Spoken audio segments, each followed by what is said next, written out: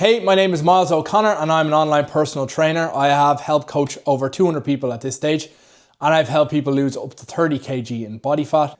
And at the end of last year, I lost 12 kg in 16 weeks. And in this video, I'm gonna show you exactly what you need to prioritize if your goal is to build muscle and lose fat. And make sure you hit that subscribe button before we get into this. Now, when people come to me about these things, there's usually a lot of confusion because there's just so much garbage online. And it's not because fat loss is complicated, it's because everyone tries to give you some sort of magical solution for fat loss, which then makes it confusing. Here is a priority list in order of things you need to look after. Priority list. I am not able to speak while I write. In the first position is calories. You will not lose weight, you will not lose fat unless you take care of calories. The second most important thing is protein. If we take care of protein, it will make it easier to take care of calories, but it doesn't matter if you take care of protein and you don't take care of calories because you will not be able to lose fat. And the third one is carbs, often demonized because it rhymes with Marbs and people go to Marbella on holidays. So it all seemed to work out very nicely for her. Very demonized, but I think a lot of people are past that now. Now in the, I'm not gonna say fourth position, I'm just gonna say 3.5. Excuse my handwriting, I've got a weird way of writing here. In 3.5 is fats, again, often demonized mainly because people think dietary fats and body fat are the same thing. They're not. I will get into that. Number 4 is your micronutrients. And number 5 is alcohol. And we will get into that. This is often a fun topic. I help people lose fat and build muscle. Alcohol stops the body from doing those two things, like actively goes against it. So I do have to talk about it in this video. And listen, I do like a beer myself, but it is important to know if you have certain goals that it's important to understand what the effects are of alcohol. The first topic we are going to get into is calories. Oh, I actually think I'm dyslexic. I type all my ideas into ChatGPT and I get them to like fix my spelling. And it always just comes back to me and goes, this is an absolute car wreck. I'm going to fix it for you now. So excuse my handwriting, excuse my spelling. Number 1, we're going to go into calories. So what's important to note is carbs, fats, proteins are all made up of calories. So the first thing you need to know about calories is it's a unit of energy. It is the amount of energy it takes water to increase by 1 degree. Okay, so that is what a calorie is. It is basically just fuel for your body. Proteins, carbs, and fats all have calories. Your proteins and carbs have 4 calories per gram roughly, and fats have about 9 calories per gram, and alcohol has about 7 calories per gram. All 3 of them combined makes your total amount of calories. So carbs plus fats plus proteins is going to equal your calories for the day. Here's the thing about calories. You can eat nothing but broccoli for the day and still gain weight. You can eat nothing but pizza for the day and you can lose weight. Poison's always going to be in the dose. But the important thing to note is if you are not in a calorie deficit, you are not going to lose weight. And I know people say I am in a calorie deficit and I can't lose weight. Technically, that is impossible because a calorie deficit means an energy deficit, which means you're putting in less energy than you are putting out, which means your body weight will have to come down. Now, is there conditions that make a calorie deficit harder? Absolutely. I'm not going to get into that. But if you are not losing weight, you are not in a calorie deficit. Just by definition, it makes no sense to say that you're in a calorie deficit, but you can't lose weight. Because if it were true that you aren't able to lose weight, even though you're in a calorie deficit, we will be able to solve world hunger and all them things pretty quickly. But realistically, the chances are that you're not losing weight and in a calorie deficit are slim to none. If we do not take care of calories first, we will not lose weight. That is the number 1 priority when you're trying to lose fat and build muscle. Now, the second most important thing is protein. Protein is going to help you retain and build muscle, only if you're training hard enough though. So, you know, protein is pretty much useless in terms of building muscle if you're not training, right? So make sure you're training hard. I'm going to be talking about nutrition here and not training. So I'm just going to assume that you are training hard for the rest of the video. So it will build muscle and it will retain muscle as well. The second thing protein does is it's going to keep you full. Protein is the hardest macronutrient to actually digest. And also there's the thermic effect of food, meaning it takes more energy to digest protein than it does the other macronutrients, which is carbs and fat. Now, why it is important to eat protein while you're trying to lose fat is because if you just lose weight without eating enough protein and without training, you're just going to look smaller. You're going to shrink. You're going to lose body fat. You're going to lose muscle and everything's just going to look smaller and you're going to keep the same sort of shape. which is not ideal. We're always trying to get into better shape. That's why people say it. So if you eat enough protein and you're training hard enough, while you take care of calories, your number one thing, you're gonna have a much better shape to you. You're gonna start seeing the separation between your biceps and your shoulders. You're gonna start seeing some definition on your chest. You're gonna start seeing your abs a little bit better. But if we just go into a calorie deficit and we don't eat enough protein, we don't train, while we do that, we're just gonna look smaller. We're gonna shrink in size. We'll put that there, better shape. Now, finally, how much protein do you need? You need about 0.8 to 1 gram / per pound. I don't know if I should have put a / there, but you know what I mean. Per pound of, I don't want to go too far this way. I want to save the space. So I'm just going to put it under here. Body weight. Now, I know that sounds like a load of mumbo jumbo. So what I mean by that is, simple way to do it is find out how much you weigh in pounds, and then that's how many grams you need. So if you are 180 pounds, you need about 180 grams of protein at the higher level. In a lot of the latest literature, they're saying you actually don't even need 1 gram per pound of body weight. It seems to be an overestimate. The reason I like to have that much protein is just because it comes back to this reason. It keeps you full. So if more of your diet is made up of protein, you're going to find it easier to stick to number 1, which is your calorie deficit. Now, I'm going to put a red box around these two things, right? The main reason being, and I want you to remember this at the end of the video when you screenshot this whiteboard, I'm going to put in 90%, right? Now, the reason I'm putting in 90% is because if you look after your calories and you look after your protein and you train hard enough, that is 90% of what's required to build muscle, right? Your carbs, your fats, your micronutrients, all them things are important, but these two things are about 90% of everything you need to know about build. If you just look after these two things, the other details, while they're still going to be relevant, they're not going to drive home the results as much as these two. So if you can just look after these two, you will get the results you want. For the most part, there is going to be a little bit more intricacy, and I'll get into that in the rest of the video. But if you take care of the red box here, you're pretty much going to get yourself 90% of the way. Number 3 is carbohydrates. Now, carbs are the most demonized macronutrient. The reason that carbs have been so demonized is because they're so easy to digest, and also sugars are carbs. So sugars are highly calorific, very easy to digest, so it's overconsumed carbs, and that is why they are demonized. We do need carbs for energy, and we need carbs for our training. So they are super important, especially when we're in a fat loss phase. Here's the thing, as I said, calories are made up of protein, carbs, and fats. Once we take care of calories, the carbs are going to be looked after themselves. Once we take care of calories, carbs for the most part are going to be looked after. So here's all you need to know about carbs. There are simple carbs, which are simple to digest, meaning you put them in and you don't get much mileage out of them. So that's going to be your chocolate bars, your biscuit, all these things that are just packed with sugar. And then you've got your complex carbs. So your complex carbs are a little bit more complex to digest, meaning you're going to get more mileage out of them, which means, you know, if you eat them, you're not going to feel as hungry as quick, and you're going to get much more slower release energy out of it, and not that quick fix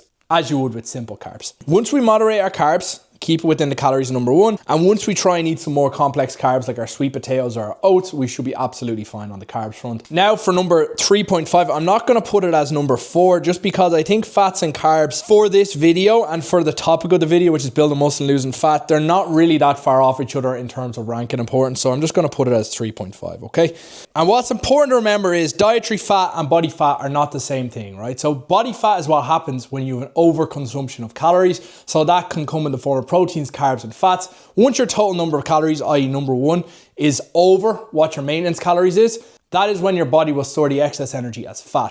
Dietary fat is not just something you eat and it just gets stored as fat in your body. Your body is going to take it, digest it, but once we are in a calorie deficit, it will not be stored as fat. Now, it is important that we do have fat in our diet because it's going to help us regulate hormones. Excuse my handwriting again. These are the most important things, right? I'm just going to put a green line around this so we know everything in the red and green box is the most important. I'm going to use a bit of an analogy now. So in Mario Kart, each character has different attributes, right? You've got speed, acceleration, you've got strength. If you added all them attributes up in Mario Kart, it all equals the same score, right? So kind of an allocated pool of, let's just say, talent, which you get to put to different sort of attributes, okay?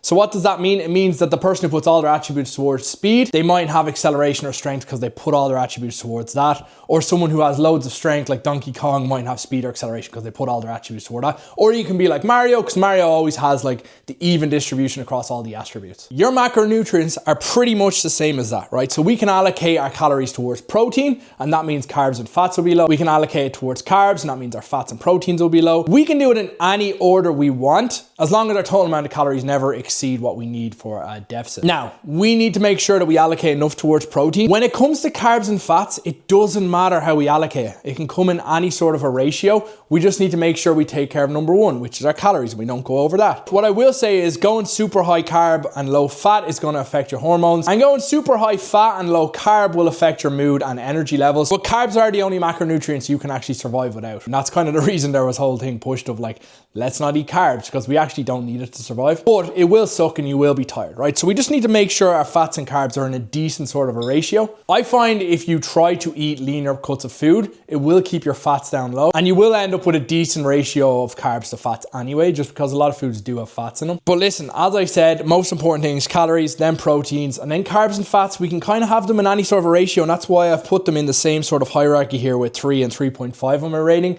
because they can come in any order. It will not affect fat loss as long as we take care of calories, and it will not affect building muscle as long as we take care of protein. Now, you could argue your performance in the gym might be better if you improve your amount of carbs you eat for the calories. I don't think that's something you need to worry about until you get a bit more advanced and once you're able to take care of the other things consistently for a long amount of time. Now, over here, I'm gonna put micronutrients and food quality. A lot of people are gonna be saying to me now, what, you're putting food quality fourth in your list? Surely food quality is like number one most important thing when you're building muscle and losing fat. No, I'm going to disagree with that. That's not true, because you can have poor quality calories and you can have poor quality protein, but you can still build muscle and lose fat even if the quality is not good of them things, right? So the goal is to build muscle and lose fat. Obviously, if we have good food quality, it's going to make them two things easier. But my point is that you can do them two things without nailing your micronutrients and food quality, funny enough. So that's why they're number 4. I'm not saying they're not important. I'm just saying that we can do these things without that thing. But I'll come back to this analogy. A calorie is a calorie the same way a mile is a mile. If I told you to run a mile on tarmac with running shoes, you'd be like, grand, no bother. If I told you to run a mile on tarmac without running shoes, it's a little bit harder, but it's still a mile. Then if I told you to run it on sand, you'd be like, okay, that's way harder. But again, I'm just telling you to run a mile. I've just changed the conditions. So it's the same with food quality. The better the quality of our food and the more vitamins and minerals we can get from our food, easier it's gonna make being in a calorie deficit. The same way, it's gonna be easier to run a mile if you run on tarmac with nice shoes. We need micronutrients for gut health. And if we have a healthy gut, we're gonna be less likely to overeat on our food because our hunger signaling will not be as strong because our body's getting everything it needs. So our body's quite smart. It won't send hunger signaling unless we need food. And if you're eating food which does not have a lot of vitamins and minerals, your body's going to start craving them things and therefore it will want more food. And then also stuff with higher vitamins and minerals, they do tend to take longer to digest and you do tend to get more mileage out of them. And what do I mean by food quality? If you're getting all your protein from highly processed protein bars, it's not going to be as good as if you're getting it from chicken or beef or eggs and stuff like that. So yes, we can get our protein from all them sources, but if you're eating, 10 protein yogurts, and I actually had a client once who ate 4 protein yogurts in a day, and I only realized in the second week because I got him to do a food diary because I was a little bit suspicious of what was going on, and he was just eating protein yogurts. You're not going to really get any micronutrients from that sort of diet, so it's not a good idea, but it will work. What I will say is having good micronutrients.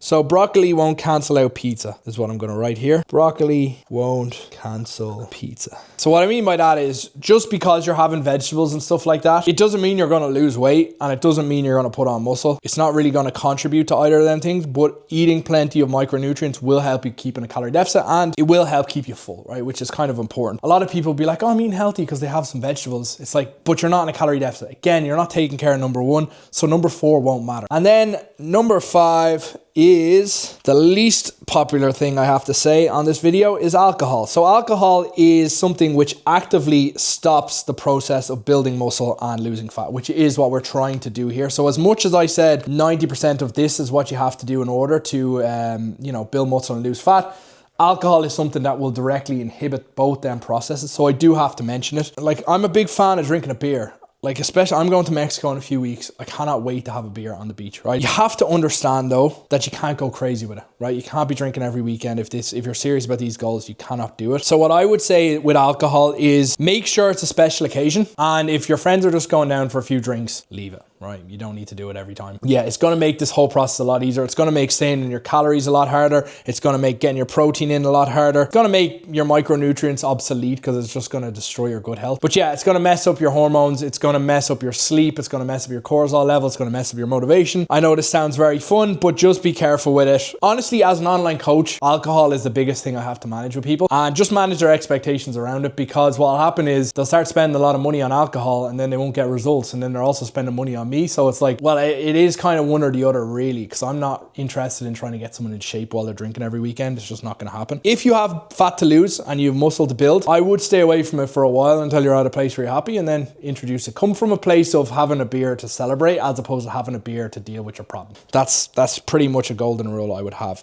But I'm just going to say be careful. Do what you want. You're a fully grown adult, but I do think you need the information. You can't just pretend that this doesn't have any effect on it while trying to do all the other things. Too long, didn't watch the video. To summarize, calories are the most important thing. Keep them under wraps. You will lose fat. It doesn't really matter what your calories are made up of. Once you're in a deficit, you're going to lose fat. It is important. As I said there with the mile analogy, it's going to make it a lot harder if your food quality is shit. Then we get the protein. You need to have protein. It's going to make number one a lot easier because it's going to keep you full. It's also going to help you retain muscle, which will give you a nicer shape. Carbs and fats, they can come in any sort of a ratio. Once you take care of number 1 and 2, calories and protein, carbs and fats do generally start to look after themselves. The other 2 things are micronutrients and food quality. Obviously very important. We can do all these things and achieve them goals without this. This will make all them things a lot easier to adhere to.